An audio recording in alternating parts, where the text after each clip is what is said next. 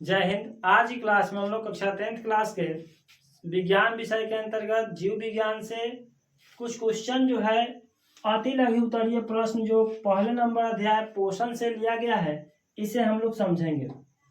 पहला number question है, जैव प्रक्रम किसे कहते हैं? तो इसका आंसर है वे सारी क्रियाएं जिनके द्वारा जीवों का अनुरक्षण होता है वे जैव प्रक्रम कहलाते हैं। दूसरा नंबर क्वेश्चन है कि बहुकोशिकीय जीवों में ऑक्सीजन की आवश्यकता विसरण द्वारा क्यों नहीं पूरी हो पाती है? तो इसका आंसर है कि बहुकोशिकीय मतलब हुआ, इसका अर्थ यह हुआ कि बहुत सारे कोशिकाओं का जो जीवों में ऑक्सीजन की आवश्यकता विसरण के द्वारा क्यों नहीं हो पाता है। तो इसका आंसर है कि बहुत सारे जीव यानी बहुकोशिकीय जीवों का शरीर के अंग जो होते हैं जटिल होते हैं, और जटिल अंग होने के कारण तथा ये सारी कोशिका सीधे पर्यावरण से संपर्क में रहती है, सीधे पर्यावरण के संपर्क में रहती है। इस कारण से ऑक्सीजन की आपूर्ति विसरण की क्रिया द्वारा संभव नहीं हो पाती है, क्योंकि इनका कोशिका जो है यानी अंग जो है वो जटिल होते हैं। क्या होते हैं? जटिल। तीसरा नंबर क्वेश्चन है कि जीवों में पोषण की प्रमुख दो विधियां कौन कौन सी है? तो जीवों में पोषण की दो विधियां प्रमुख है। पहला नंबर है स्वपोषी पोषण और दूसरा नंबर है परपोषी पोषण। यानी स्वपोषण और परपोषण जो है ये जीवों में पोषण की दो विधियां है।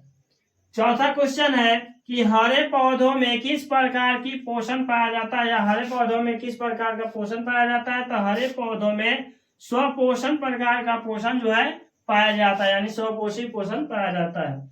चौथा नंबर क्वेश्चन है कि जंतुओं में पोषण की कौन सी विधि पाई जाती है? तो जंतुओं में पोषण की परपोषण विधि यानी परपोषी विधि पाया जाता है। और छठा नंबर क्वेश्चन है कि 3 प्रकार की परपोषण विधियों का नाम लिखिए। 3 प्रकार के परपोषण विधि कौन कौन है? परपोषण के 3 प्रकार के नाम लिखिए। तो यह है, पहला नंबर है मृतजीवी पोषण, दूसरा है परजीवी पोषण, तीसरा है प्राणी संपोषी पोषण। इन तीनों को हम लोग डिटेल्स में पढ़ेंगे अगले वीडियो में। अभी आप समझ लीजिए कि परपोषण के 3 प्रकार कौन कौन से हैं। तो पहला नंबर है मृतजीवी पोषण, दूसरा है परजीवी पोषण, तीसरा नंबर है प्राणी संपोषण। 7वां नंबर क्वेश्चन है कि संपूर्ण प्रकाश संश्लेषण की प्रक्रिया का रासायनिक समीकरण लिखिए कि प्रकाश संश्लेषण की क्रिया कैसे पूर्ण होती है।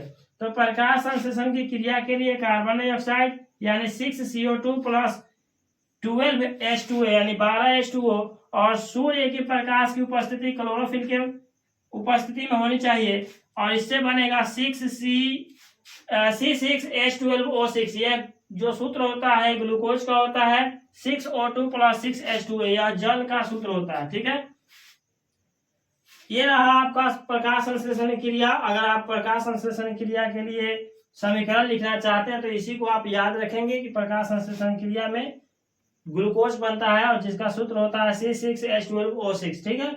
8वां नंबर क्वेश्चन है प्रकाश संश्लेषण की प्रक्रिया हरित लवक या क्लोरोफिल में ही क्यों होती है?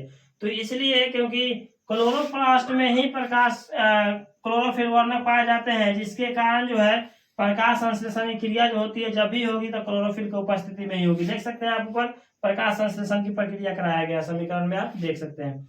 तो प्यारे बच्चों, उम्मीद कर सकते हैं कि जितने भी क्वेश्चन अति लघु उत्तरीय के थे आपके जीव विज्ञान के पहले अध्याय में, उनमें से कुछ क्वेश्चन हम जो है आज की इस वीडियो में कराए। फिर अगले वीडियो पार्ट 2 में जो बचे हुए क्वेश्चन है उसे भी आप समझ पाएंगे। तो प्यारे बच्चों, इसके लिए आपको इस चैनल को सब्सक्राइब करना होगा। प्यारे बच्चों, अगर आपको यह वीडियो अच्छी लगी है तो मेरे चैनल को सब्सक्राइब कीजिए, वीडियो को लाइक तथा शेयर कीजिए, और चाहते हैं इस तरह से संपूर्ण विषयों का लघु उत्तरीय, अति लघु उत्तरीय या दीर्घ उत्तरीय क्वेश्चन का डिटेल्स में पढ़कर जानकारी प्राप्त करना, तो इसके लिए मेरे एप्लीकेशन MG प्लस अकेडमी को प्ले स्टोर से डाउनलोड कीजिए। वहां पे आप सभी के सुविधा के लिए एक बहुत ही बेहतरीन सा कोर्स मंजिल बैच 2026 के नाम से लॉन्च किया गया है, जहां से आप अपने संपूर्ण विषयों की तैयारी सफलतापूर्वक कर सकते हैं। तो वहां से आप जाकर प्ले स्टोर से इस वीडियो के डिस्क्रिप्शन में देखिए लिंक दिया होगा एप्लीकेशन का, ऐप को डाउनलोड कीजिए, कोर्स को परचेज कीजिए और अपने पढ़ाई को जारी रखिए। तो प्यारे बच्चों, मिलते हैं किसी अगले वीडियो में, तब तक के लिए धन्यवाद। जय हिंद।